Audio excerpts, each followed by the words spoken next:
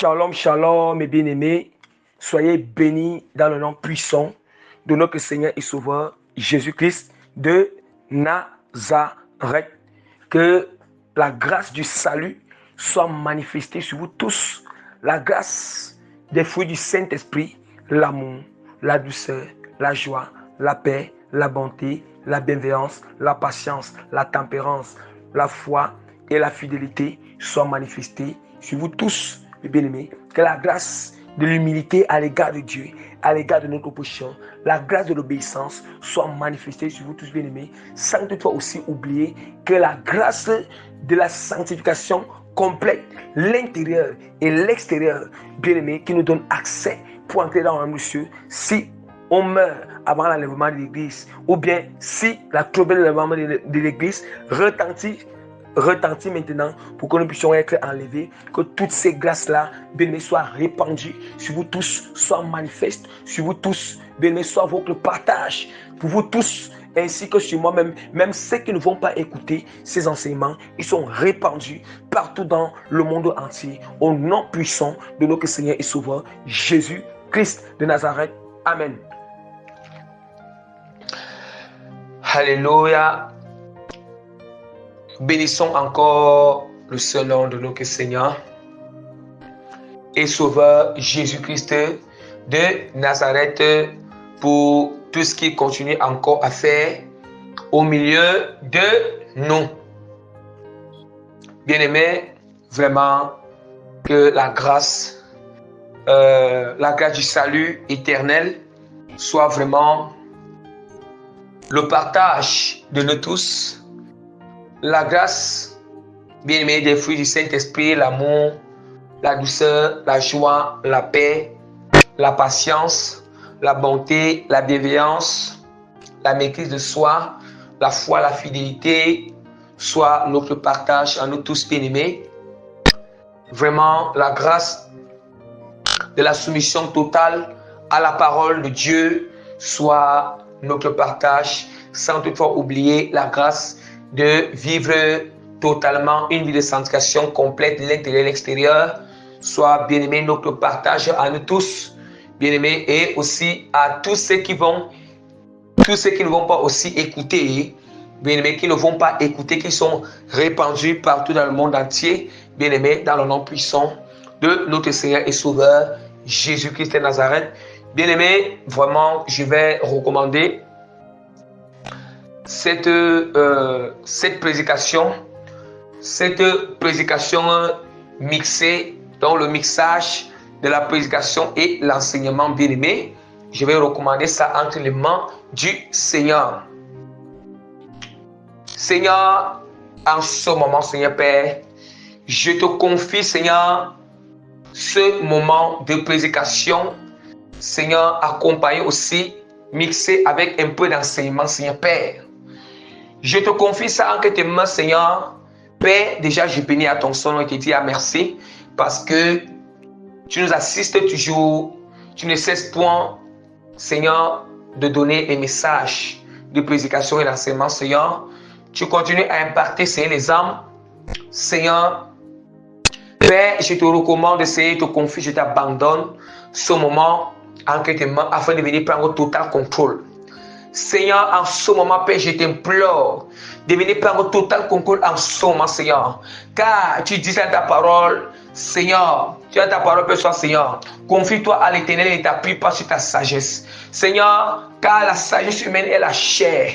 Seigneur, je ne m'appuie pas sur la chair en ce moment, Seigneur, mais je vais m'appuyer sur ton esprit en ce moment, Seigneur. Je vais m'appuyer en toi en ce moment, Père, afin que toi-même tu viennes par tout ton contrôle. Je t'en supplie, Seigneur. Toi-même viens saisir mon esprit et ma langue, Seigneur, pour prêcher à ton peuple, Seigneur, Père. Je t'implore que toi-même tu viennes parler en direct, Père, à ton peuple à travers cette prédication, Seigneur, Père. Que toi-même, Seigneur, Père, je t'en supplie, Seigneur, que ta puissance descende, Père. Ta puissance, le feu de prédication, Père, l'onction, Seigneur Père, soit activé, c'est le feu de prédication, Père, de relation profonde de ta parole, Père. Saisis ma langue et mon esprit en ce moment, Seigneur Père, et que la parole qui sort de ma bouche, qui est ta parole, Père, que ça impacte les cœurs, Seigneur Père, que ça influence positivement les cœurs, Seigneur Père, que ça transforme les cœurs.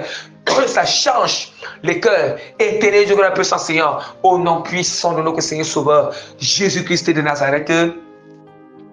Amen. Bien-aimés, vraiment, le Seigneur nous accorde encore la grâce en ce jour de venir prêcher le thème de notre prédication qui est intitulé « Vous êtes léger et une proie devant l'ennemi quand vous refusez les reproches. » Voilà. Bien aimé, quand reproche qui signifie encore les réprimandes. Donc, entre parenthèses, les réprimandes.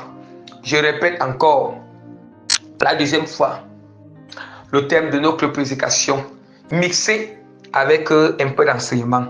Vous êtes léger et une proie devant l'ennemi,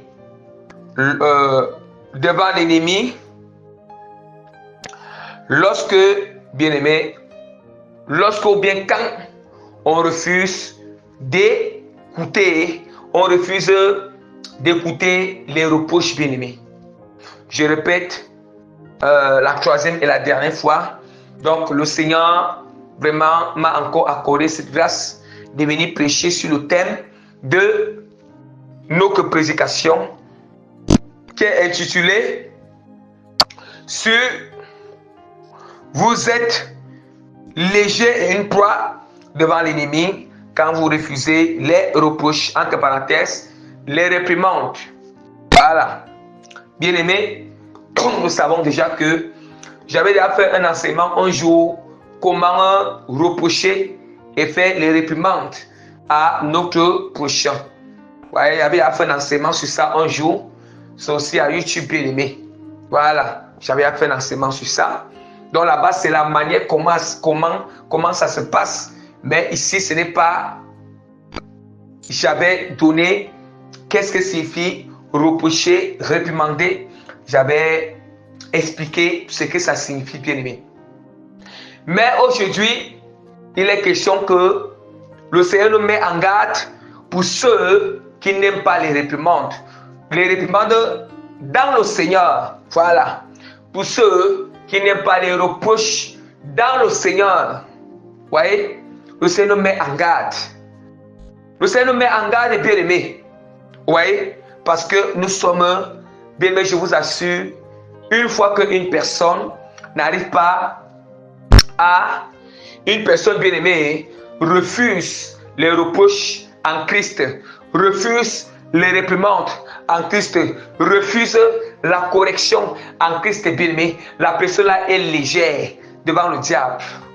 Vous voyez? S'il y a une grande porte où le diable s'infiltre, c'est lorsque nous refusons les reproches, c'est lorsque nous refusons les réprimandes. Parce que c'est lorsque nous refusons les réprimandes des bien-aimés. Parce que premièrement, une personne qui refuse les reproches et les réprimandes, la personne, premièrement l'orgueil. Vous voyez? L'orgueil s'installe rapidement sur cette personne. Vous voyez? Si la personne n'était pas orgueilleuse ou orgueilleuse bien-aimée, une fois que la personne refuse les réprimandes, de l'orgueil s'installe. Vous voyez? Donc quand nous sommes en train de parler des réprimandes, nous parlons de reproches, nous sommes en train de parler en Christ. Or, les reproches en Christ, c'est selon la parole. C'est selon la volonté de Dieu bien-aimé. Vous voyez? C'est selon la volonté de Dieu. C'est selon la volonté du Seigneur. Et nous allons voir, pour essayer d'introduire ce moment, ce thème, pour essayer d'introduire ce thème, nous allons voir, il y a plusieurs manières, il y a les manières les moyens que Dieu utilise. Ouais, les manières que Dieu peut utiliser ou les moyens que Dieu peut utiliser pour nous réprimander, pour nous reprocher. Ouais, Dieu même, il peut te réprimander toi-même personnellement. Comme il peut réprimander nous-mêmes personnellement, soit dans notre esprit, vous voyez, soit dans le songe, ou dans le rêve, soit dans une vision, Oui, soit en méditant, nous-mêmes individuellement, nous sommes en train de méditer la parole. Dieu peut nous reprocher, il peut nous réprimander à travers, quand on médite la parole personnellement. Fait, soit dans ton individualité avec Dieu, Dieu peut te reprocher. Alléluia. Le Seigneur peut te reprocher. Le Seigneur peut nous reprocher par des signes. Dieu peut nous reprocher à travers des signes. Il peut nous reprocher à travers la nature. Il peut nous reprocher à travers même un animal. Vous voyez, il peut nous reprocher même à travers un animal. Le Seigneur peut même te reprocher à travers les objets que nous avons, les objets bien-aimés. Il peut passer même par les objets pour nous, par les objets bien-aimés pour nous reprocher. Vous voyez? Comment est-ce que Dieu peut passer par les objets pour nous reprocher? Une personne qui est peut-être négligente,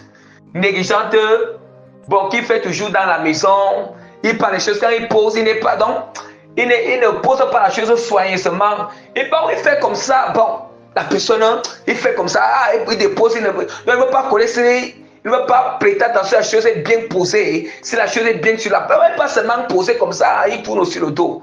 Mais quand l'objet là tombe, c'est une manière que Dieu est en train de te reprocher à travers l'objet qui est tombé là.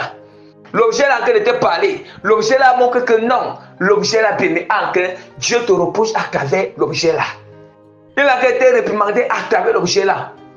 Vous voyez? Et il y a même parfois, bien aimé, lorsque nous avons parfois, bien aimé, il y a parfois, bien aimé, les objets que nous avons là, quand on n'entretient pas bien les objets là, ça va commencer il y aura un dysfonctionnement. C'est une manière que Dieu est en train de te reprocher que, non, parce que tu ne traites pas bien cet appareil. Tu ne traites pas bien l'appareil là. Tu n'entretiens pas bien l'appareil là. Oui, c'est quand seulement tu veux utiliser que tu me mets, tu n'entretiens pas bien ça. Tu n'entretiens pas bien. Bien aimé, c'est très clair. C'est ça, bien aimé. Ou imagine un téléphone où tu fais l'œuvre du Seigneur, tu fais les choses du Seigneur. Le téléphone là, tu jettes ça partout comme ça, tu laisses ça à la portée de tout le monde, tu fais comme ça bien. Mais quand il y aura un dysfonctionnement, c'est une manière que Dieu te reproche à travers le téléphone. C'est ça, bien aimé. Donc, le Seigneur a plusieurs manières de reprocher. Oui. Le Seigneur, il a plusieurs manières de reprocher, bien aimé. Vous voyez? Oui, il a plusieurs manières de reprocher. Il y a tellement de signes. Il y a le langage de Dieu. Les gens qui ont le manque de prudence. Un manque de prudence, lorsque la personne va faire quelque chose, après la chose ne marche pas bien. Quand ça n'a pas marché, ça veut dire que Dieu, il est en train de te reprocher. Il te reproche. Il reproche ton manque de prudence. Il reproche ton manque de prudence, bien aimé. Oui. Il reproche ton manque de prudence.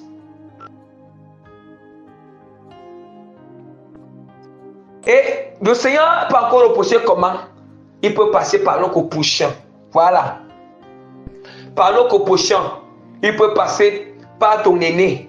Celui qui a le même âge que toi. Ou bien celui qui est derrière toi. Il peut passer par un enfant. Dieu peut passer même par un bébé. Vous voyez? Le Seigneur peut passer par un bébé. Le Seigneur, il peut passer même par un païen, même par un athée, pour reprocher.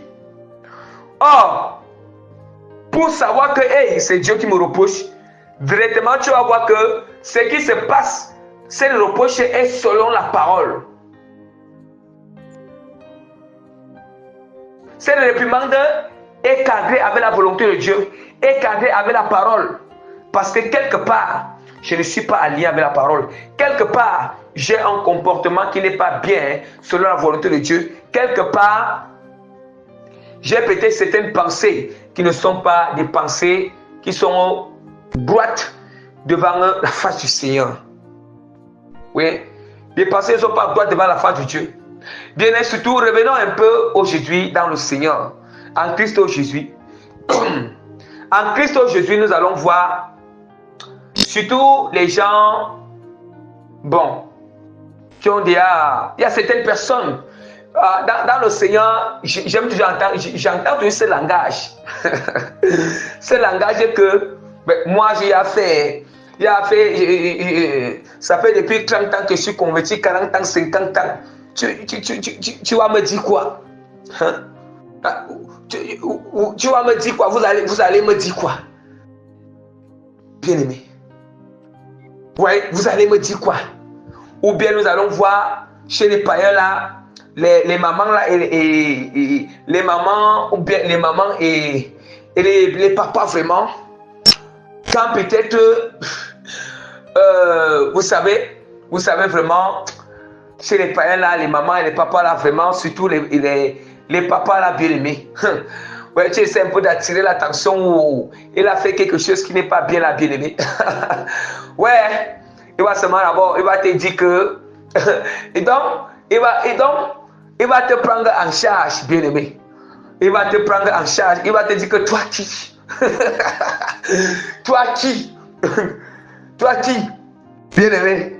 Oui, je ne sais pas encore. Je vais vous raconter une petite histoire. Au Cameroun, bien aimé, au Cameroun, vraiment, ça c'est, le père là, il est déjà mort.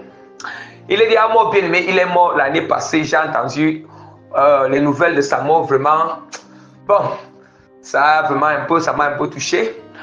Donc le père là, bien aimé, ça c'est un père, le père là faisait souvent que, vous savez que parfois, quand il y a certaines situations, bon, en Afrique là, quand on voit vraiment que quelque chose vraiment n'essaie pas d'aller, bon, les gens essaient un peu, voyez, les gens essaient un peu toujours de faire certaines réunions, certaines assises, et essayer un peu de mettre un peu quoi, de rétablir un peu la paix et tout ça. Donc, comme en Afrique là.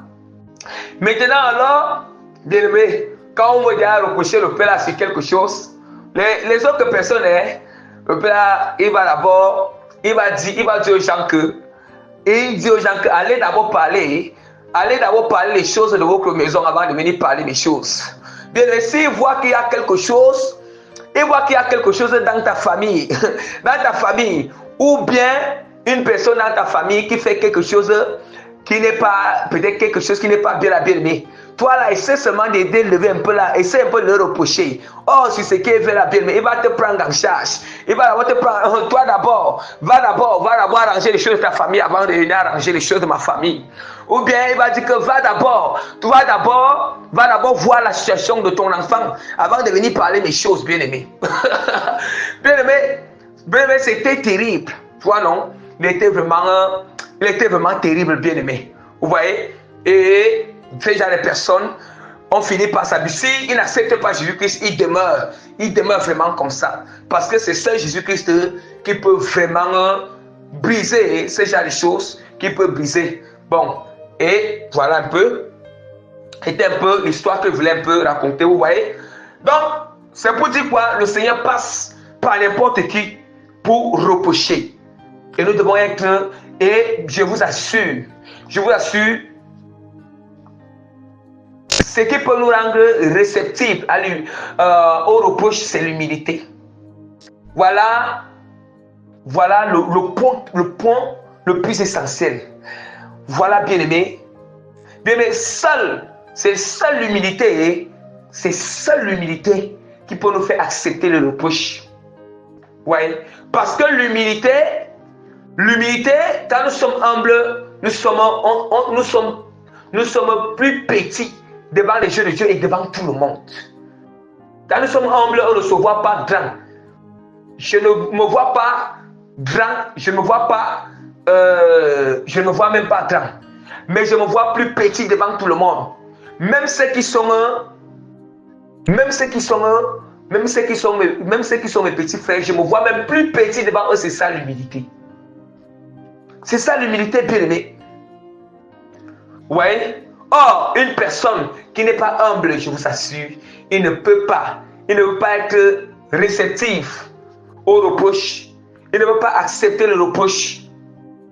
Il ne veut pas accepter le reproche, bien-aimé. Bien-aimé, il y a certaines personnes savent que ce qu'on a en train de lui reprocher là. Et même c'était le même si tu le reproches avec douceur, bien-aimé. Oui, il y a parfois, il y a d'autres personnes, quand quelqu'un tu le reproches avec un ton élevé, là, ils n'acceptent pas les reproches. Il y a d'autres, quand on utilise le ton qui est doux, il va quand même, c'est là où les reproches, il va accepter les reproches. Mais il y a d'autres, même si tu utilises n'importe quel ton, bien aimé, n'importe quel ton, la personne ne va pas accepter. Ne va pas accepter, bien aimé.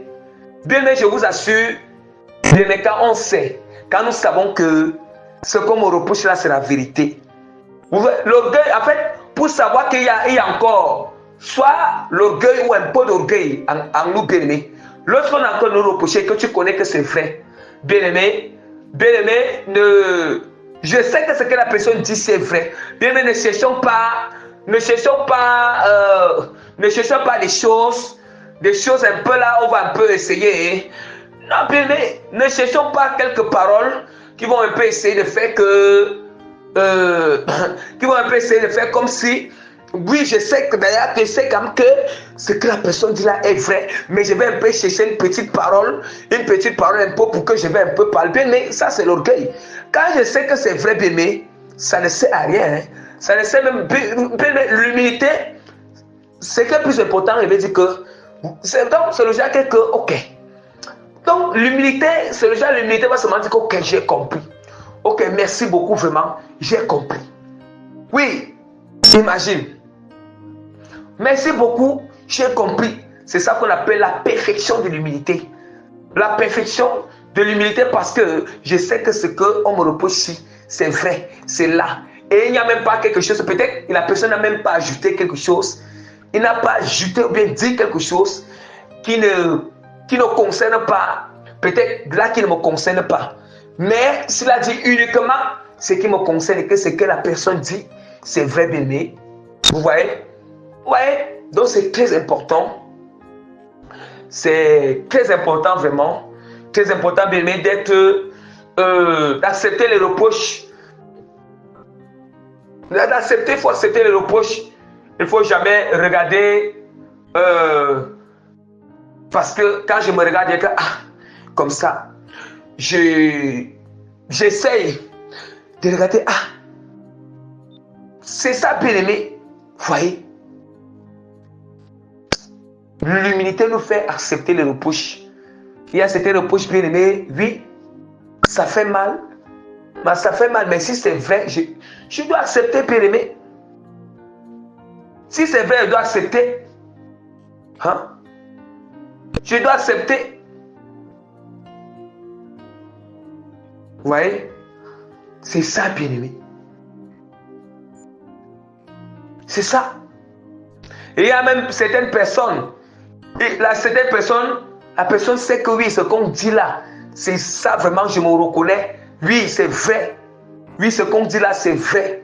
Mais la personne vraiment va faire expressément juste parce qu'il ne veut pas se faire, il ne veut pas se rabaisser. Il ne veut pas se rabaisser. Il va essayer de parler, mais au fond de son cœur, il sait que c'est vrai, mais il va essayer de parler. Ça, c'est l'orgueil. C'est l'orgueil, bien aimé, parce que bon, je ne veux pas la personne que Dieu utilise que vous venez me reprocher, ou la manière que Dieu utilise parce que je ne veux pas me rabaisser. Je ne veux pas. Non, bien aimé. Nous devons entrer dans la perfection de l'humilité, bien aimé. C'est très important. Et voilà pourquoi nous allons d'abord ouvrir la parole du Seigneur. Nous allons ouvrir la parole de Dieu. La parole du Seigneur dans 2 Timothée chapitre 3 verset 16 à 17. Toute écriture est inspirée de Dieu et utile pour enseigner, pour convaincre, pour corriger, pour instruire dans la justice. Pour instruire dans la justice afin que l'homme de Dieu soit accompli et propre à toute bonne œuvre. Bien aimé, on nous dit que, ici, quand Dieu reproche, Dieu reproche selon sa volonté. En réalité, c'est Dieu qui reproche en passant par ton prochain, en passant par tout ce que j'ai précisé. Et quand Dieu reproche, Dieu ne va pas reprocher ce qui est hors de sa parole. Il va reprocher ce qui est selon sa parole. Selon ce qui est selon sa parole, bien-aimé. Or, on nous dit que toute écriture est inspirée de Dieu et utile à enseigner, pour convaincre, pour corriger et pour instruire dans la justice. Or, le reproche c'est corriger. Oui, corriger, bien-aimé. Nous devons, nous les chrétiens là, bien-aimé, on doit avoir cette humilité, on doit accepter qu'on nous corrige. On doit accepter qu'on nous reproche. On doit accepter qu'on nous réprimande. Surtout quand la chose est vraie. Surtout même quand la chose est vraie. Nous devons accepter. Vous voyez? S'il y a quelque chose, je vous assure, s'il y a quelque chose qui dépasse les humains et les chrétiens, c'est accepter les reproches. Vous voyez? C'est un péché qui est tellement... En fait, c'est une porte... C'est une porte facile où l'ennemi entre. Il y a une porte très facile où l'ennemi entre. Où l'orgueil s'installe sur la personne. Oui. Quand nous refusons les reproches. Quand nous refusons les reproches. Quand on refuse qu'on nous corrige avec la vérité. Et même si ça fait mal, nous devons accepter. Et si je sens qu'en moi, oui, c'est la vérité. Et que tu sens que la personne sent que l'orgueil veut pousser à la personne de vouloir conquérir ou bien de vouloir régimer à cette vérité, je vous assure, bien aimé, la personne a dit à cette voix que tais-toi. Tais-toi, c'est la vérité, j'accepte. Oui, apprenons à dire à cette voix que tais-toi. Apprenons à dire à l'orgueil que tais-toi. C'est ça. Tais-toi, j'accepte cette vérité, même si ça me fait mal. Oui, je vais me faire passer comme un enfant. Je me rabaisse devant la personne que Dieu a utilisée pour me reprocher. C'est comme ça, bien aimé. Parfois, quand Dieu dit quelqu'un pour reprocher une personne, donc c'est que l'ennemi va mettre dans la pensée de la personne. Il va mettre dans la pensée de la personne que c'est qui. Toi, c'est qui. Il va mettre dans la pensée de la personne que. La première chose que Dieu met, l'ennemi met dans la pensée de la personne, c'est que. Pourquoi me juges? Pourquoi tu me juges? Pourquoi tu me juges? Et ce que l'ennemi met encore dans la pensée de la personne, c'est que. Ben, est-ce que toi tu es saint? Il va dire alors que est-ce que toi tu es saint? Mais est-ce que Dieu est passé parce que la personne là est sainte? C'est parce que Dieu a voulu juste utiliser un instrument pour reprocher, pour te reprocher. Pour te reprocher, bien aimé. Hein? Donc nous devons faire attention.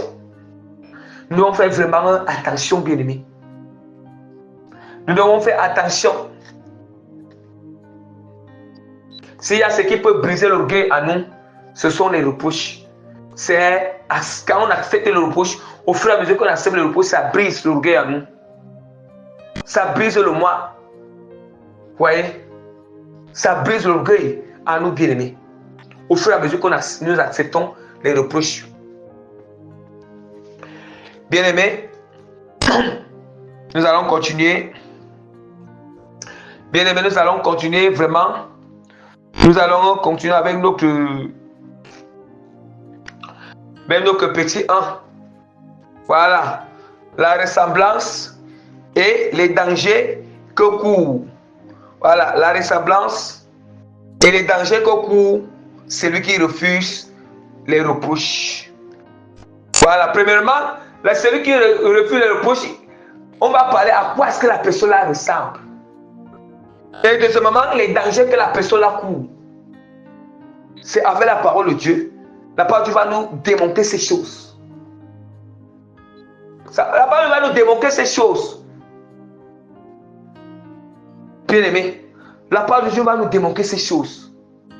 Celui qui refuse des reproches, celui qui n'accepte jamais de reproches, il court en grand danger.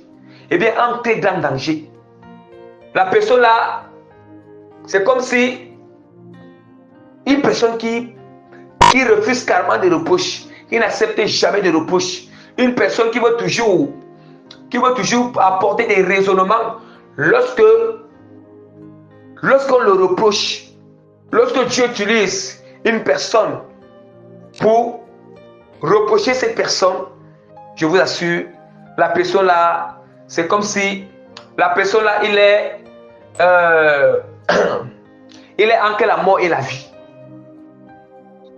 Il est entre la mort et la vie. Je vous assure.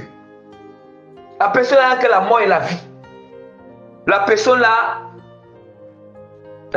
bien aimée, c'est très grave. C'est très grave. À quoi est-ce que cette personne ressemble?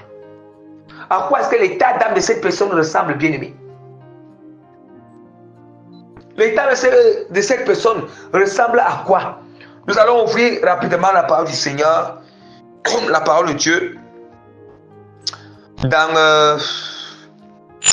la parole du Seigneur, dans Proverbe, chapitre 15, verset 32, qui nous dit que celui qui rejette la correction méprise son âme, mais celui qui écoute la réprimande acquiert l'intelligence. Voyez? La crainte de l'Éternel enseigne la sagesse et l'humilité précède la gloire. Écoutons très bien. Celui qui rejette la correction c'est quoi? N'est-ce pas, vous voyez parler, c'est le reproche. Celui qui refuse les reproches, celui qui rejette la correction, celui qui rejette les réprimandes, on nous dit quoi? Il méprise, la personne là méprise son âme. Vous entendez dire? La personne là méprise son âme. Pour aller plus loin, la personne là méprise le salut de son âme. Vous voyez? Or, ton âme, notre âme n'a que besoin de la vérité. Notre âme n'a que besoin de se nourrir de la vérité.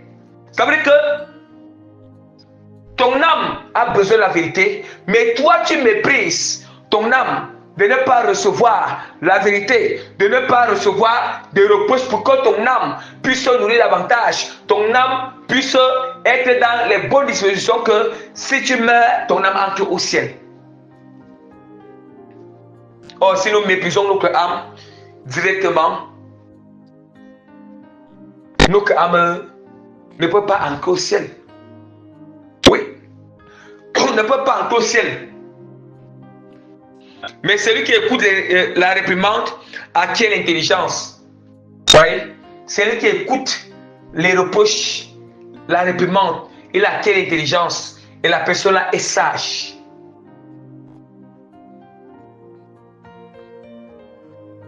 La personne là est sage. Il acquiert l'intelligence.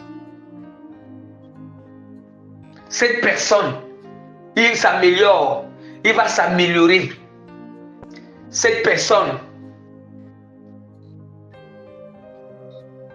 il va s'améliorer. Il va trouver une nouvelle manière, comment se disposer devant Dieu pour s'améliorer. Comment demander la grâce au Seigneur pour que Dieu l'aide. Oui, pour que le Seigneur l'aide.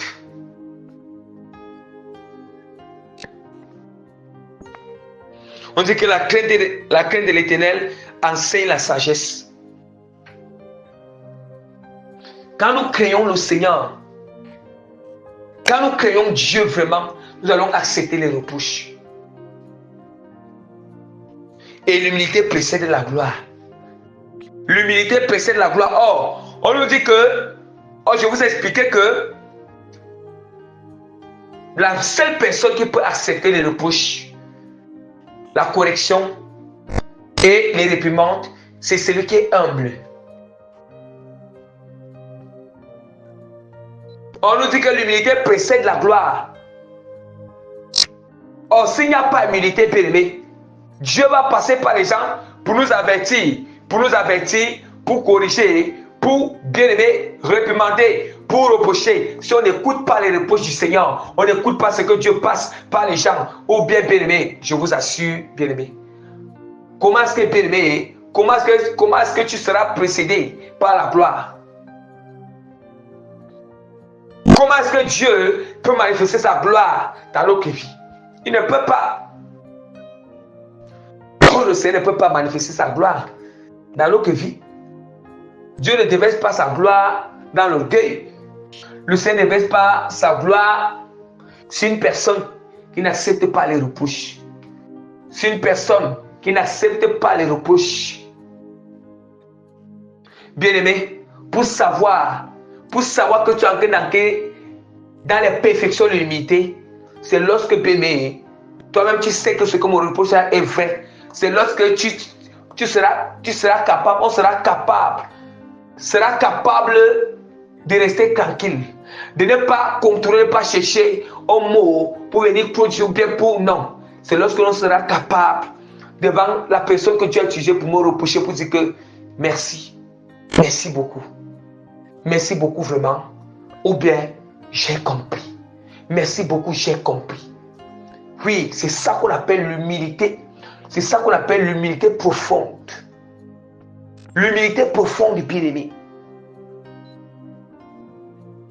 C'est ça qu'on appelle l'humilité profonde. Ou bien, l'humilité c'est encore, tu as fini d'écouter, tu vas rester calme. Tu vas rester calme, tu vas rester tranquille. Vous voyez? Soit, si je parle, je vais dire à la personne, je vais dire que merci beaucoup. Ou bien si la personne, peut-être ce sont les reproches, peut-être la personne envoie le Dieu pour reprocher. Bon, je vais écouter le Dieu. S'il faut que je parle pour montrer que je suis vraiment dans une unité très très profonde avec le Seigneur, je vais dire à la personne que merci beaucoup. Oui, merci beaucoup, j'ai compris. Voilà. Maintenant, l'humilité c'est encore quoi? L'humilité c'est encore que, ok, soit après avoir fini d'écouter, tu restes calme. Tu restes calme, bien-aimé. C'est vrai, il y a aussi certaines personnes qui restent souvent calmes là, mais qui ne vont pas chercher à changer. Il est calme, il n'a pas répondu, mais il s'enorgueillit, il ne veut pas écouter, il ne veut pas reconnaître que la chose est vraie. Bien-aimés, nous continuons à lire la parole de Dieu. Ici, nous sommes sur... ici,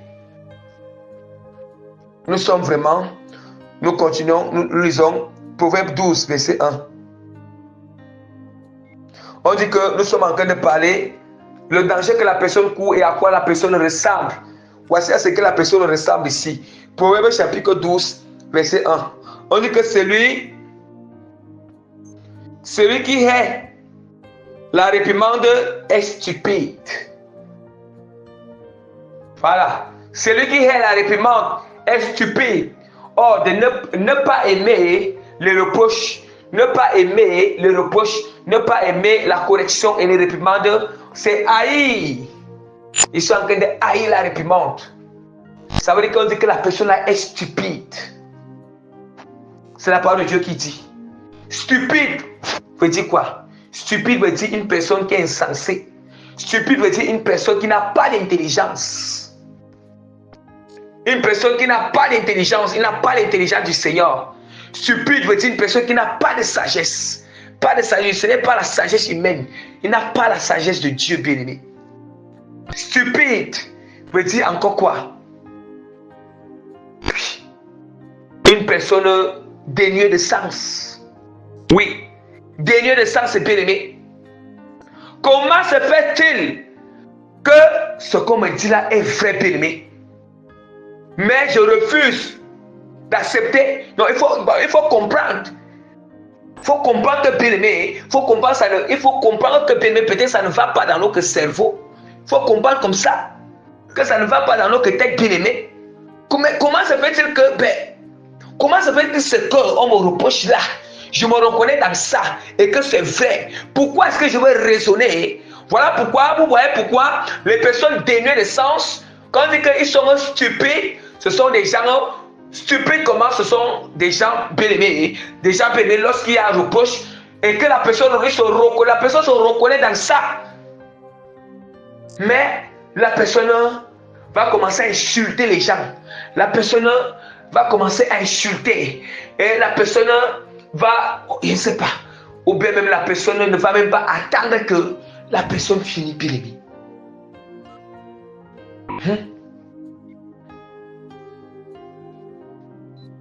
Or, la sagesse du Seigneur nous enseigne à accepter les reproches. La sagesse de Dieu. La sagesse de Dieu nous enseigne. Vous voyez, c'est par là où nous reconnaissons que nous avons la sagesse du Seigneur. La sagesse de Dieu, l'intelligence de Dieu et l'humilité qui vient du Seigneur nous enseignent à accepter les reproches, nous enseignent à aimer les reproches, à accepter les critiques. Oui. Mais comment est-ce qu'on peut avancer sans reproche? Comment est-ce qu'on peut avancer sans critique? Comment est-ce qu'on peut avancer sans réprimande? Comment est-ce que nous pouvons avancer, bien-aimés, sans correction? On ne peut pas. Une personne qui refuse des reproches, la personne se voit qu'elle est déjà arrivée. La personne voit qu'elle est déjà arrivée. C'est une personne qui voit qu'il a. La personne voit qu'il est. La personne voit. C'est une personne qui voit qu'elle est irréprochable. La personne voit que tout ce qu'elle fait est bon. Vous voyez? Nous voyons que une personne qui refuse, ou bien un chrétien qui refuse, il se voit que tout ce qu'il fait est bon. Non seulement il voit que tout ça est bon pour lui, est bon devant le Seigneur. Vous voyez?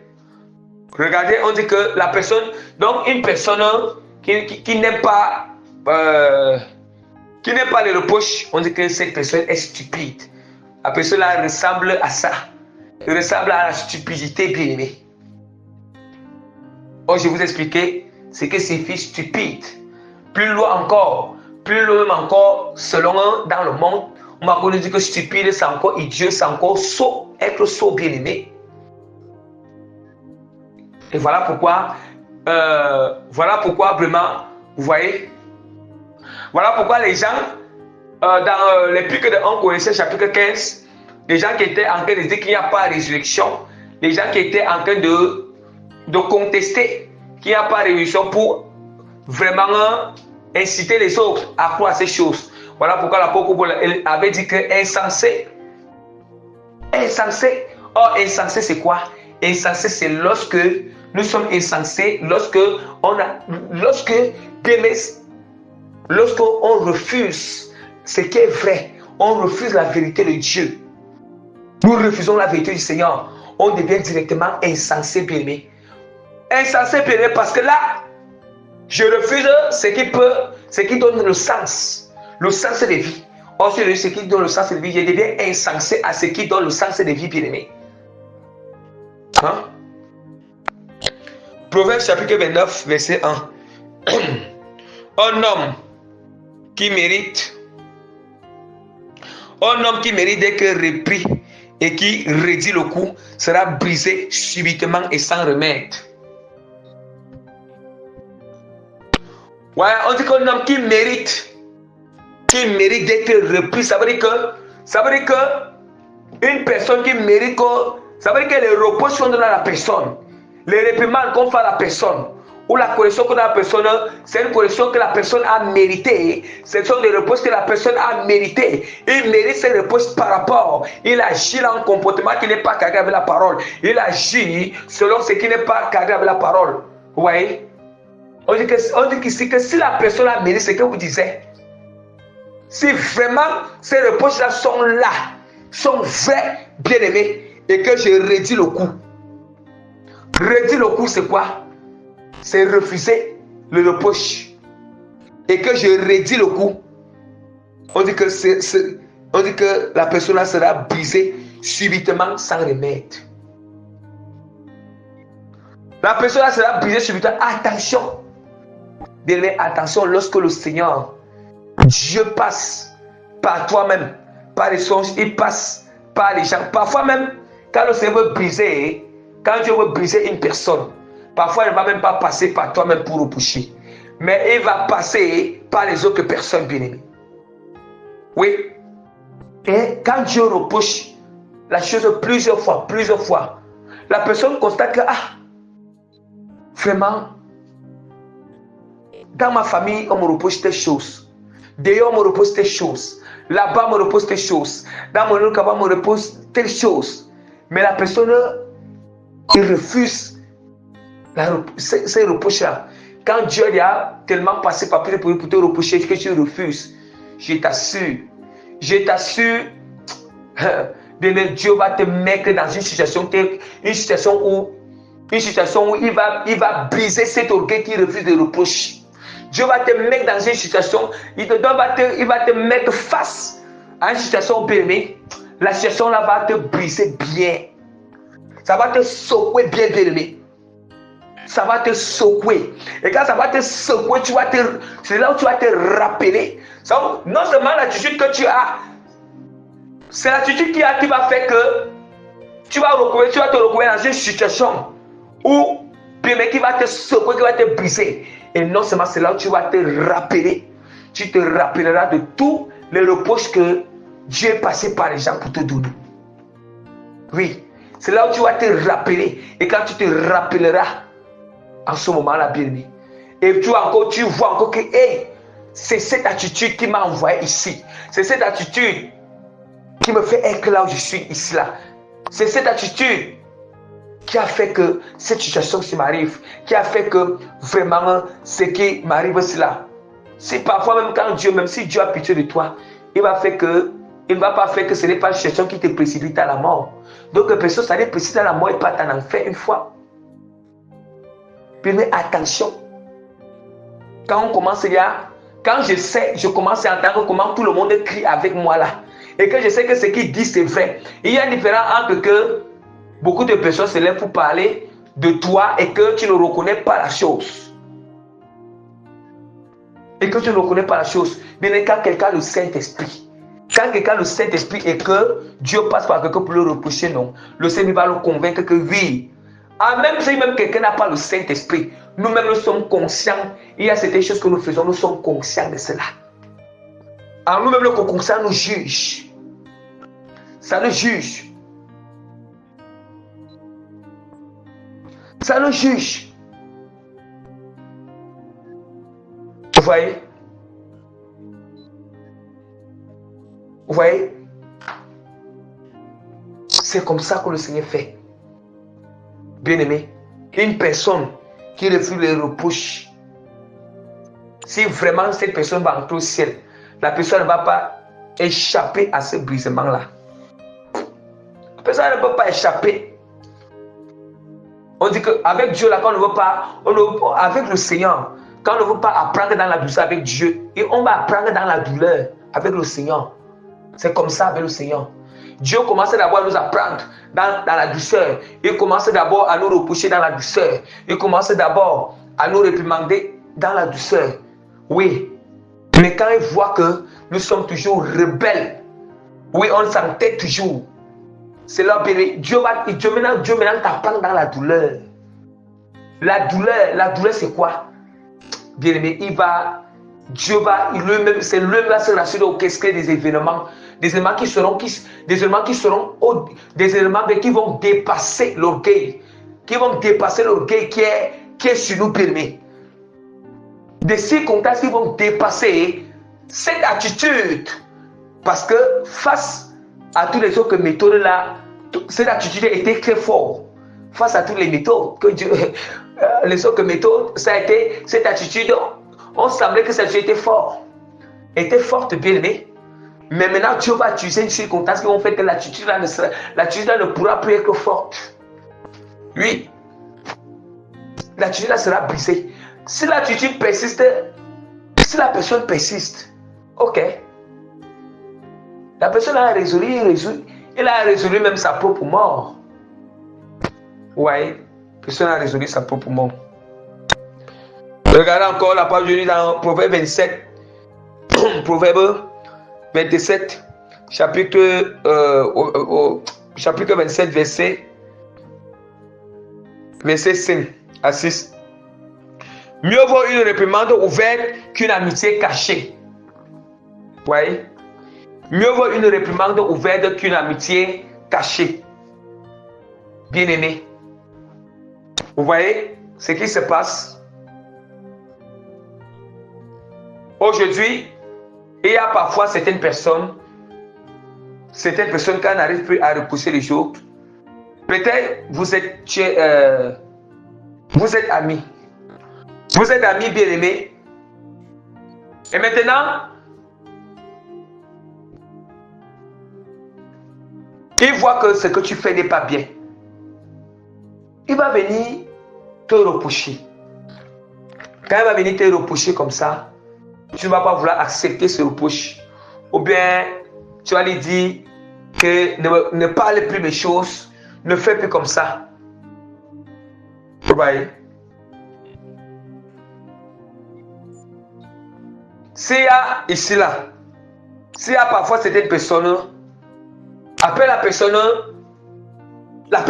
ok, s'il voit quelque chose, il ne va plus te dire, il ne va plus te reprocher, il ne va plus t'attirer l'attention à cause de ton attitude. Et quand il ne va plus te tirer l'attention, bien aimé, quand il ne va plus te tirer l'attention, vous voyez, ça sera comme l'amitié cachée. Oui, l'amitié cachée. Ça sera comme l'amitié cachée.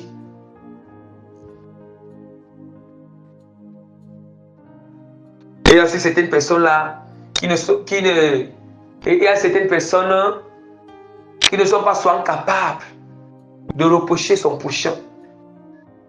On dit que mieux vaut des réprimandes ouvertes qu'une amitié cachée. Ça signifie quoi? Ça signifie que d'être ami avec quelqu'un et que tu sais que l'attitude qu'il a, ce n'est pas une bonne attitude. Le chemin qu'il est en train de prendre, ce n'est pas un bon chemin. Mais toi, au fond de ton cœur, tu connais que ce n'est pas un bon chemin. Mais tu es toujours ami avec lui, vous causez. Mais tu vois, mais tu n'arrives pas. Tu n'arrives pas à avoir le courage de le reprocher. Tu n'arrives pas à avoir le courage de le réprimander. Tu n'arrives pas à avoir le courage. Ça, c'est l'amitié cachée.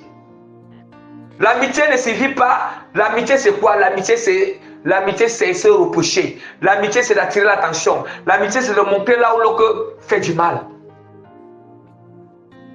Mais si toi, tu es en train de voir que le chemin qu'il a pris, il y a certaines personnes, vraiment, il y a certaines personnes, je ne sais pas.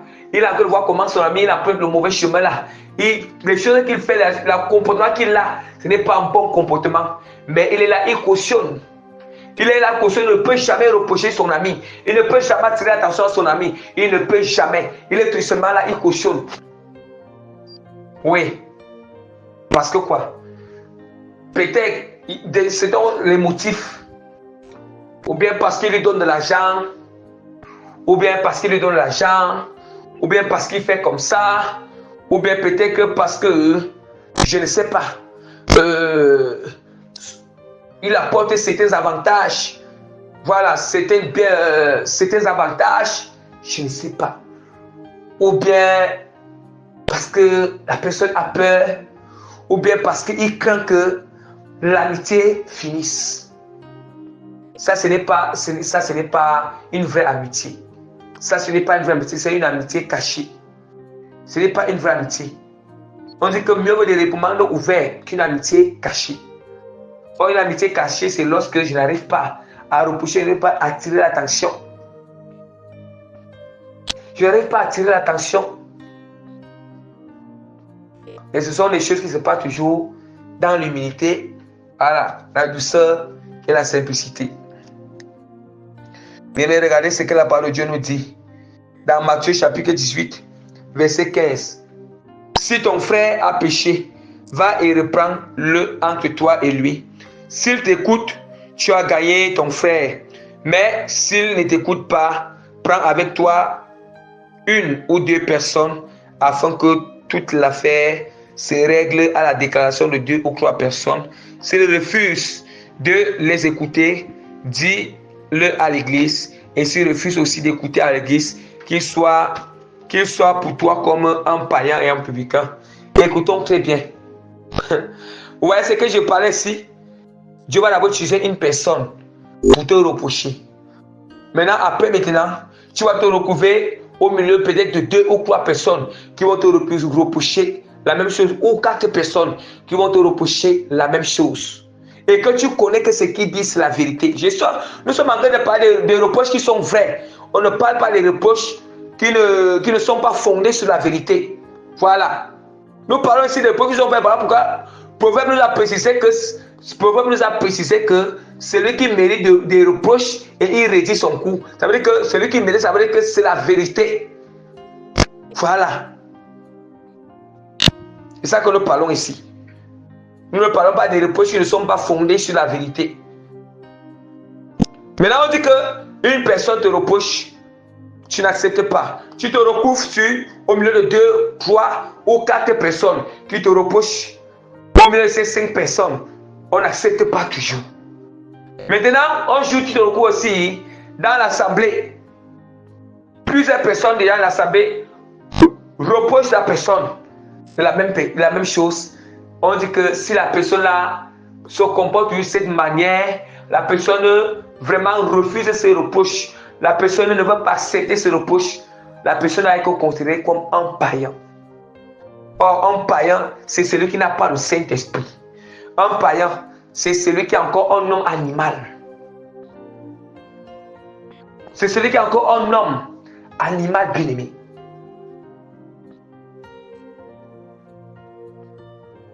Oui.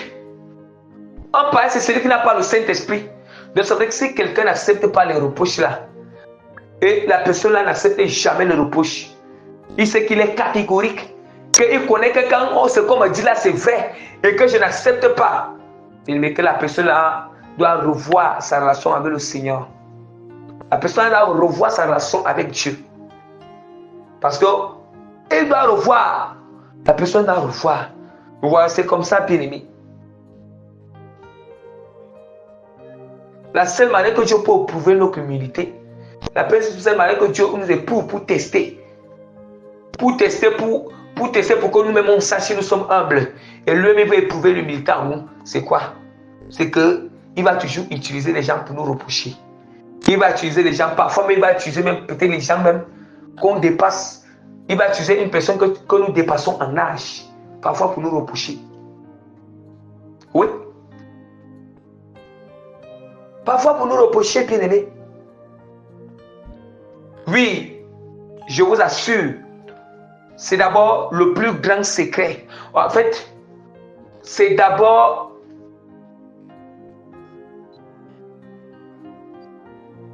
une stratégie que Dieu aime utiliser pour tester vraiment l'humilité en nous. Si on peut réussir le test d'humilité, c'est les reproches que Dieu utilise. Voilà. Parce qu'à travers les reproches, nous-mêmes, on peut déjà s'examiner si nous sommes humbles. Oui, on peut bien s'examiner à travers les reproches. Quand on me reproche, quel est le comportement que j'ai quand on me reproche? Quelle est l'attitude que j'ai quand on me reproche? Quel est le sentiment que j'ai en moi quand on me reproche? Quelle est la pensée que j'ai en moi quand on me reproche? C'est par là où on peut déjà s'examiner si nous sommes humbles. C'est par là où la personne elle-même peut déjà commencer à s'examiner. Je peux déjà voir si vraiment je suis humble. Je peux avoir mon degré d'humilité. Oui. Et c'est à travers les reproches que je vais souvent essayer de progresser dans l'humilité. J'essaie de m'améliorer dans l'humilité. J'essaie de m'améliorer. Bien aimé. Vous voyez? Une personne qui n'accepte pas les reproches, je vous assure, c'est une personne qui va rater beaucoup de choses. Il va rater beaucoup de choses. Il risque même d'avoir une mort subite à cause de son attitude, son propre attitude. Il risque de tourner sur place à cause de lui-même, de son propre attitude. La personne a risqué. Risque, bien-aimé, de ne même pas. Il y a tellement de risques. Il y a les dangers que la personne a court. Oui. Les dangers. Or, quand nous voyons bien que Dieu y a que nous reprocher, si on tue plusieurs fois, parce que Dieu connaît le danger qui nous attend devant. Il veut nous éviter ces dangers. Il connaît ce qui nous attend dans le futur. Il connaît que l'ennemi s'est préparé, qu'il va utiliser cette attitude pour te précipiter. Il va utiliser cette attitude pour te détruire. Ça veut dire que l'ennemi, tu as notre propre attitude même pour nous détruire encore. Oui. En ce moment-là, à cause de cette attitude, on devient marionnette avec les mains de l'ennemi. On devient un instrument que l'ennemi manipule comme il veut. Oui. Bien-aimé. Voilà, maintenant notre petit deux et les avantages. Avantages que tire celui qui aime des reproches. Oui. Celui qui aime des reproches. Vous voyez que la parole du Seigneur nous dit dans Proverbe 6, verset 23, car le précepte est une lampe, et l'enseignement une lumière, et les avertissements de la correction sont le chemin de la vie. Vous voyez? Or, la correction, c'est le reproche. Le reproche, c'est le chemin de la vie. Or, quand on parle d'abord la vie, on parle d'abord la vie éternelle. Or, on parle des reproches qui sont vrais, des reproches qui sont selon la parole, et des reproches que nous-mêmes on se reconnaît, mais on refuse, on n'accepte pas. On nous dit que la correction, le reproche, c'est bien aimé, c'est le chemin de la vie. Le chemin de la vie, bien aimé, ça nous enlève du chemin de la mort pour nous mettre au chemin de la vie. Ça nous enlève du chemin de l'enfer pour nous mettre au chemin de la vie. Et voilà pourquoi nous allons voir que c'est le diable qui veut souvent résonner dans notre esprit. C'est le diable qui vient souvent nous inciter à que orgueilleux bien résonner dans notre esprit à ne pas accepter le reproche. C'est lui, le père du mensonge. Le diable, c'est lui-même. C'est lui-même qui vient nous donner les pensées en ce moment-là. Les pensées en ce moment-là, pour refuser les reproches. En ce moment, toutes les pensées, ça passe dans la tête. Tous les raisonnements viennent.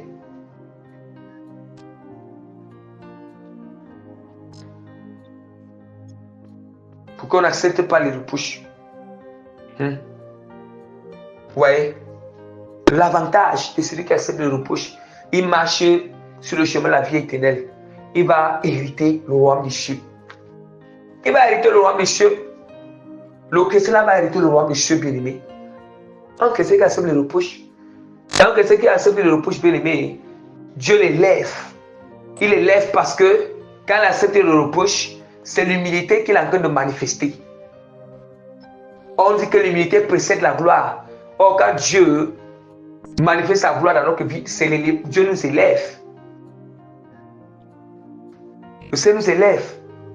Peut-être l'endroit où Dieu a envoyé quelqu'un me reprocher, c'est un endroit où peut-être que c'est la chose qui bloquait que le Seigneur m'élève, qui bloquait que peut-être Dieu manifeste sa gloire dans ma vie. Mais si je refuse, je ne veux pas accepter, bien aimé, comment alors Dieu va m'élever?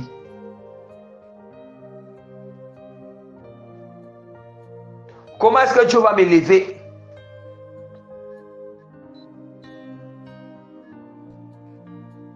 Bien-aimé, apprenons quand on nous reproche, apprenons, bien-aimé, à rester encore seul et s'examiner encore profondément. Avoir un examen de conscience. Oui. Quand tu es en train de faire cet examen de conscience, en fait, n'examine pas la manière que, n'examine pas, il ne faut pas faire, quand tu examines, tu es en train d'examiner toi-même. Tu es en train d'examiner ce que la personne dit, si c'est vrai, bien-aimé. N'examine pas en parti pris. Toi-même ne te prends pas le parti pris de toi-même. Non. N'examine pas pour satisfaire ta chair ou pour satisfaire encore ce qui me pousse à ne pas accepter les reproches. Mais je dois m'examiner selon la lumière du Seigneur, selon ce qui est agréable à Dieu, non pas à moi-même. Je dois m'examiner selon ce qui est agréable au Seigneur, non pas à moi-même. Bien-aimé, vous voyez? Et la parole du Seigneur, c'est ça, bien-aimé. Voilà. Celui qui accepte vraiment la correction, qui accepte les reproches, je vous assure, les reproches aussi, les reproches nous délivrent. Ça nous délivre de beaucoup, ça nous brise, ça nous délivre de beaucoup. Ça débloque les choses dans notre vie. Je vous assure. Ça débloque beaucoup de choses. Quand on accepte le reproche, c'est comme que dès que j'accepte, c'est comme si ça vient débloquer quelque chose dans ma vie. Or, quand il y a blocage, tant qu'il y a blocage, il n'y a pas avancement. Tant qu'il y a blocage, il n'y a pas la gloire du Seigneur. Tant qu'il y a blocage, il n'y a pas l'élévation. Tant qu'il y a blocage, il n'y a pas d'avancement. Il n'y a pas de réussite tant qu'il y a blocage. Surtout, tous les domaines, quelqu'un ne peut pas être reprochable dans tous les domaines. Tous les domaines où vraiment la personne est reprochable, mais il refuse. Mais la personne la refuse, la personne sera toujours bloquée dans ces domaines. Bloquée dans ces domaines bien-aimés. Puisque si la personne refuse ce reproche, du coup, ne peut même pas reconnaître. La personne pourra être dans les dispositions pour s'humilier devant Dieu, pour demander pardon à Dieu et pour implorer Dieu de le changer. De le changer, bien-aimé.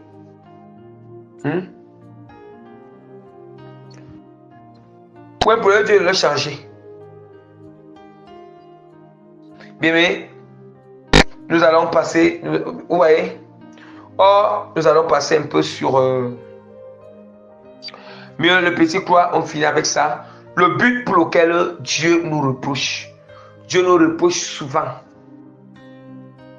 Bien-aimé. Ici, nous allons utiliser seulement la parole de Dieu pour tirer ces buts.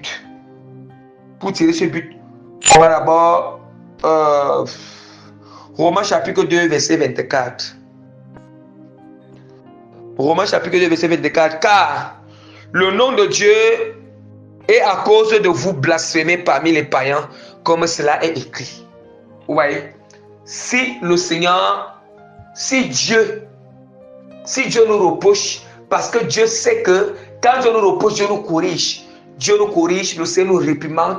C'est parce que le Dieu ne veut pas que, puisque nous disons que nous sommes chrétiens, le Seigneur ne veut pas que notre comportement ou bien notre attitude soit une occasion de chute à la mission qui t'appelle. Il ne veut pas que cette attitude fait fuir les gens. Il ne veut pas que cette attitude fait regarder des âmes. Il ne veut pas que cette attitude bien-aimée, ça doit faire quoi? Il ne veut pas que l'attitude de la bien-aimée, ça doit faire blasphémer, ça doit faire que les païens vont blasphémer Dieu. Les païens vont blasphémer le Seigneur. Parce que les païens vont dire que, nous qui pensons que les chrétiens là, nous qui pensons que les chrétiens, vraiment, c'est mieux là. Donc ça veut dire que pour nous-mêmes, c'est encore mieux. Donc pour eux-mêmes encore, c'est encore plus pire.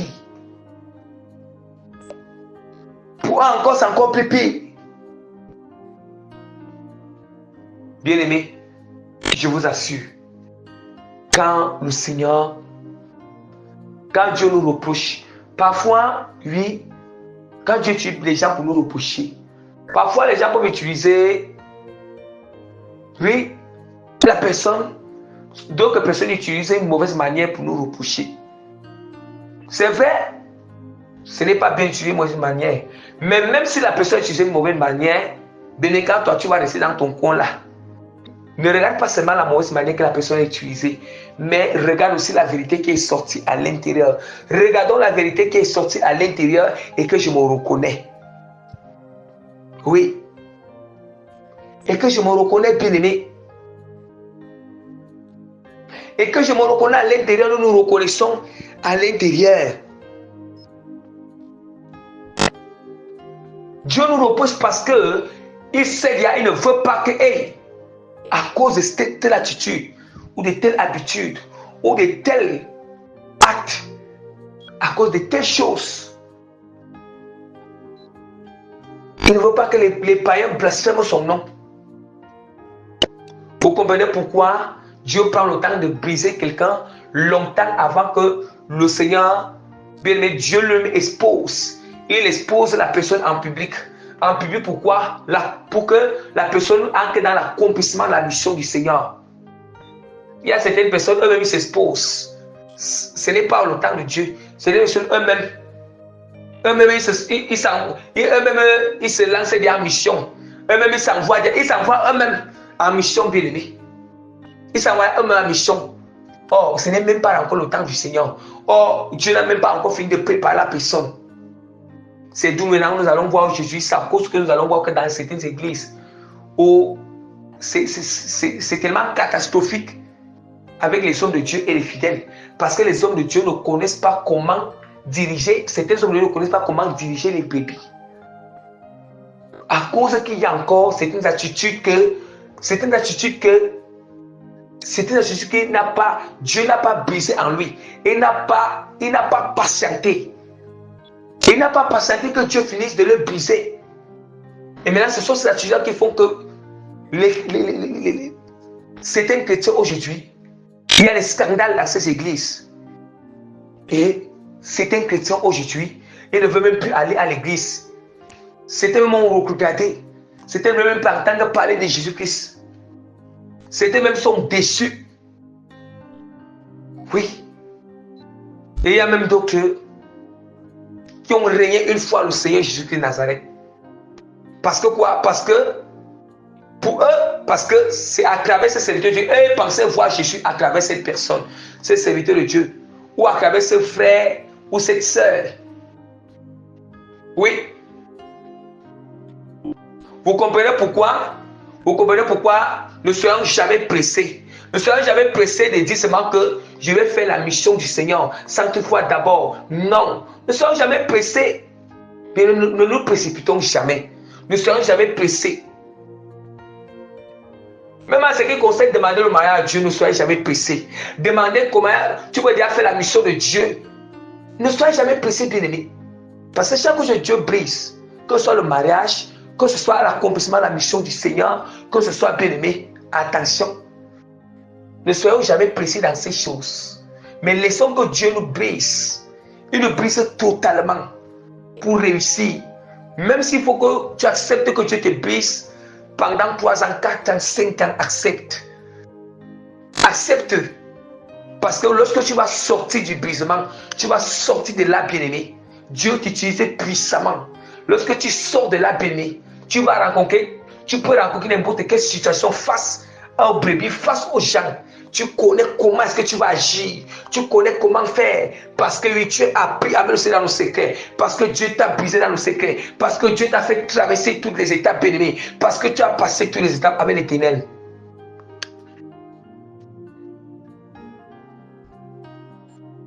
Avec le Seigneur. Bien-aimé, je vous assure, oui, il y a certains secteurs que oui, Dieu l'a appelé authentiquement, mais certains ils ouvrent leur ministère, ce n'est pas au temps de Dieu. Ils n'ont pas ouvert leur ministère ou l'église au temps du Seigneur. Jamais. Certains se sont précipités. Ils se sont précipités à faire les choses. Oui, ils sont précipités à faire les choses. Voilà pourquoi, après, ils se recouvrent en cœur, ils se recouvrent en cœur parce que ils ne connaissent pas cette situation, ils ne connaissent pas comment ils peuvent faire. Or, s'il aurait dû patienter, passer toutes les étapes avec Dieu. Dieu devait lancer ces choses-là. Maintenant, il se recouvre face aux choses qu'il ne connaît pas. C'est étrange pour lui. Or, ce sont des choses que si il ne se précipitait pas, il passait tout le temps avec le Seigneur, Dieu devait apprendre ces choses. Et là, la situation devait être devant lui. Il ne devait pas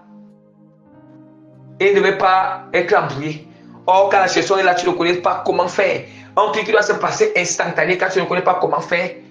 Et si tu fais un truc et que là, ça peut amener un scandale dans l'église. Un scandale. Un scandale bien aimé. Ou bien un scandale au milieu des païens. Au milieu des païens bien aimés. Hein? Au milieu des païens.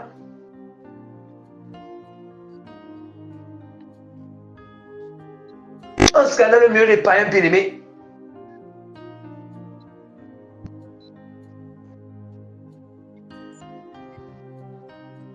Mais c'est très important. Nous allons voir aujourd'hui, c'est un homme ou c'est une femme. Oui, il veut que Dieu, il veut se marier vite, il veut que Dieu l'accorde la grâce de se marier.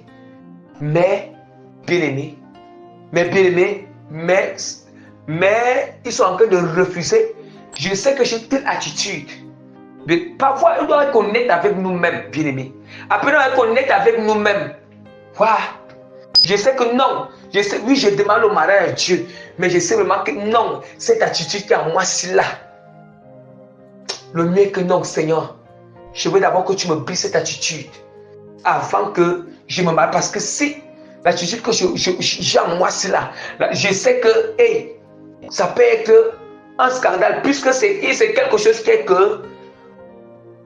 Quelque chose qui doit être que. Tu vas rester à vie avec une personne. Vous allez rester à vie, bien-aimé, sans se séparer. Parfois, ne donnons pas trop de travail, soit pour le travail, soit à la fille de cuir, soit à l'homme de cuir, bien-aimé. Ne donnons pas trop de travail, bien-aimé. Avant le mariage, appelons déjà d'abord, à laisser que Dieu fasse le travail en nous, bien-aimé. À laisser que Dieu fasse le travail en nous, bien-aimé. Surtout ceux qui ne sont pas encore mariés là, ceux et celles qui ne sont pas encore mariés là, bien aimés. Examinez-vous. Examinez-vous, bien aimés. Que cette attitude-là, je sais que vous voyez, c'est ça, bien aimé. Et c'est lui-même, celui qui fait comme ça, ou celle qui fait comme ça, qui s'examine elle-même ou lui-même, et que il prie Dieu, c'est Dieu, je t'assure. Dieu même est content.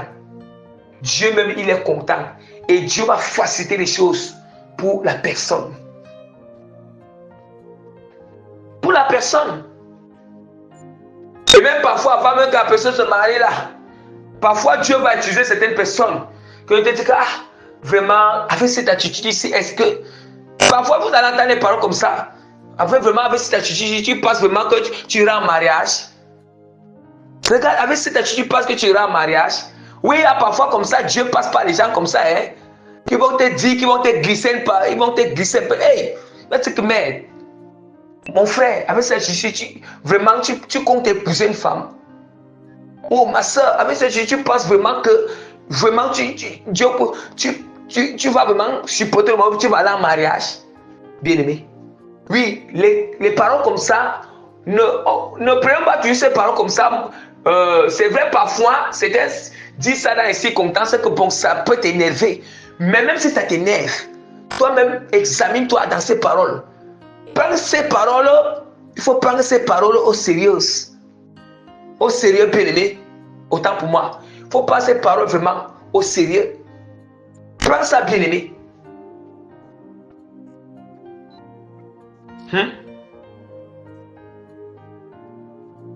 C'est ça. C'est très important. C'est très important.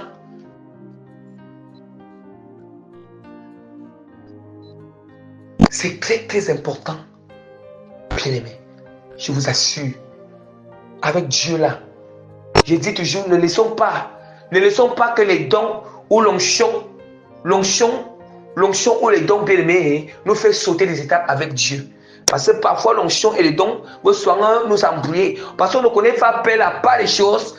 La part des choses, le don, l'onction de Dieu est être humble, manifester l'amour, avoir le fruit du Saint-Esprit, obéir à Dieu. Ce sont des choses bien aimées. On ne doit pas les comparer. L'onction et les dons sont à part. L'onction et les dons sont à part.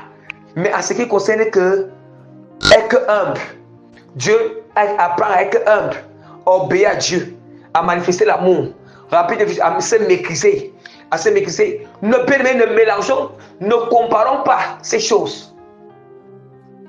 Parce que on ne doit pas, nous ne devons pas bien aimer.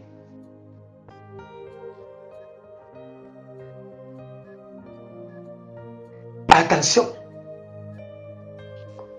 Et c'est ça qui fait que, parfois, c'est ça qui fait que les gens n'arrivent plus, ils ne peuvent pas accepter les reproches. Ils ne peuvent pas accepter les reproches parce que, bon, j'ai l'onction. Non, moi j'ai mon don de guérison. J'ai mon don de miracle. Quand je prie pour les gens, il y a les miracles. Les gens guérissent. Donc, qui va me reprocher? Bref, même c'est comme on me reproche là. Si moi, mon don de guérison marche bien, mon don de miracle continue à marcher bien là, moi, je peux continuer à marcher bien. Moi, si ça marche bien là, je n'ai rien à faire avec les reproches qu'on entend, hein, les reproches qu'on entend de me reprocher là, qui s'adressent à moi là, parce que je suis en train de laisser que l'onction et les dons me séduisent. Ça me séduise. Hein? Oh, les reproches, c'est pour ce qui nous permet, d'entrer au ciel, ce qui nous permet de continuer. C'est là où on n'obéissait pas à Dieu, soit inconsciemment ou consciemment. Ça vient nous éclairer, ça nous amène à s'aligner avec Dieu, à obéir, à se soumettre à Dieu. Or, ce n'est que l'obéissance qui amène au ciel. Alléluia. Vous voyez? Et la parole du Seigneur, vous voyez comment la parole de Dieu nous dit. Maintenant, dans 2 Pierre chapitre 2. Autant pour moi dans Philippiens 2 verset 15. Afin que vous soyez irréprochables et purs, des enfants de Dieu irrépréhensibles au milieu d'une génération perverse et corrompue, parmi laquelle vous brillez comme des flambeaux dans le monde. Oh, briller comme une flambeau dans le monde, c'est quoi? On doit accepter le reproche. On doit refléter la volonté de la parole de Dieu. Refléter la volonté de Dieu, ce n'est pas seulement que c'est la Bible. Quand en lisant la Bible, c'est là où on va connaître la volonté de Dieu. Dieu va passer par les gens pour nous reprocher, afin que, en nous reprochant, on s'aligne avec la volonté du Seigneur, la parole de Dieu davantage. Et c'est ça qui va nous faire briller dans le monde. Oh, vous voyez ce que Dieu dit ici. Il dit qu'afin que vous soyez irréprochables et purs devant Dieu et irrépréhensibles au milieu d'une génération perverse et corrompue. Ça veut dire que Dieu veut que nous soyons. Dieu souhaite. Il souhaite que la chose qu'on vient nous reprocher, parce que Dieu ne veut plus que, puisque la chose, tant que la chose est là, je suis reprochable à ce niveau-là, je suis reprochable devant Dieu. Je suis répréhensible devant Dieu et devant les païens et devant mon pouchon. Maintenant, Dieu veut que la chose là, tu ne sois plus reprochable devant Dieu et devant les hommes. Voilà pourquoi le Seigneur, il va utiliser une personne pour te reprocher. Et là, maintenant, si je change, ça veut dire qu'à ce niveau, Dieu n'aura plus de reproche à me donner à ce niveau. Je parle peut-être par exemple. Une personne qui aimait insulter les gens, qui aimait insulter vraiment les gens. Maintenant, on reproche la personne. Dieu envoie une personne pour reprocher cette personne. Que ce n'est pas bien d'insulter les gens. Maintenant, la personne là, ça veut dire que, comme la personne là a arrêté d'insulter, il s'est repenti pour les injures qu'il faisait. Et il a arrêté d'insulter, puis Dieu l'a délivré de ses injures, il n'insulte plus. Ça veut dire que Dieu n'a plus de reproches. Ça veut dire que sur le domaine où il insultait les gens là, Dieu ne peut plus le reprocher. Ni les hommes ne le reprochent plus, ni Dieu ne le reproche plus. Vous voyez? Donc, c'est qu'il est en ce domaine-là, il est irrépréhensible devant Dieu, irrépréhensible devant cette génération perverse.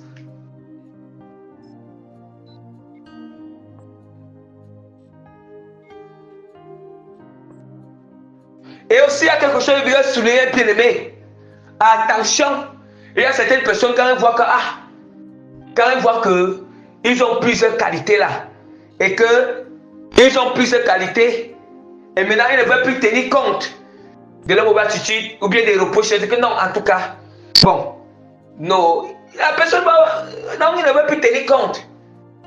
Bien aimé, là où on a les qualités, Dieu n'a plus besoin de nous reprocher. Là où on a les qualités, non, il n'a plus besoin. Mais c'est là où, bien aimé, on fait ce qui, là où on fait bien, pourquoi Dieu va nous reprocher sur ça? Même si on fait le bien à quelques 20%, bien aimé, les autres 20% là, les autres 20%, que les gens, c'est ça qui dérange les gens. S'il fait le bien à 80%, il a les qualités jusqu'à 80%. Bon, il va négliger les autres 20%. Non, ce n'est pas comme ça avec le Seigneur. Là où à 20% la bien-aimé, ou bien quand il a les qualités à 80%, il se dit que on ne peut plus, il n'y a plus quelque chose qu'on peut le reprocher. Or, là où à 20% là que tu n'as pas les qualités, où il y a des choses qui dérangent encore, les choses que la personne que nous avons en nous là. Oui, sur les 20% là, Dieu nous reproche. Nous sommes reprochables devant Dieu et devant les hommes. Nous sommes répréhensibles. Mais c'est sur les 80% où nous avons les qualités, nous faisons bien. Nous sommes irréprochables devant le Seigneur. Irrépréhensibles devant Dieu. Dieu est juste. Comment Dieu va nous réprimander sur quelque chose qu'on fait bien? Donc, bien-aimés, voilà vraiment la fin du message d'aujourd'hui. Donc, que le Seigneur a fait grâce, que toute la gloire, l'honneur, la puissance, la force, la connaissance, la révélation, vraiment, et les remerciements reviennent à notre Seigneur et Sauveur, Jésus-Christ de Nazareth. Amen.